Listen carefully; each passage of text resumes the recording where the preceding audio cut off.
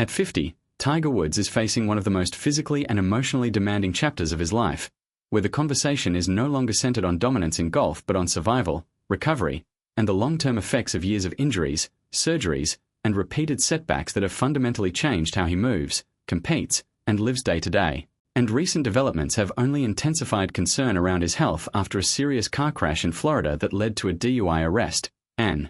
incident that placed him back into the spotlight for reasons far removed from sport and instead tied to questions about pain management, prescription medication, and overall well-being, with reports indicating he has been dealing with mobility limitations and ongoing recovery from multiple surgeries, including back procedures and significant leg injuries that have accumulated over time and made even basic physical activity a challenge compared to his peak years. And while official updates suggest he is now stepping back from public commitments to focus on treatment and rehabilitation, the broader picture being reported is one of a legendary athlete whose body has endured extreme strain across decades of competition and recovery cycles, leaving him in a constant process of rebuilding rather than returning to a previous version of himself, as seen in his limited appearances and cautious attempts to remain connected to the sport through selective events and roles rather than full competitive schedules. And this shift has naturally raised concern among fans and fellow athletes who recognize that his situation is not simply about one recent incident, but about a long history of physical trauma that has gradually accumulated to the point where health management has become the central priority,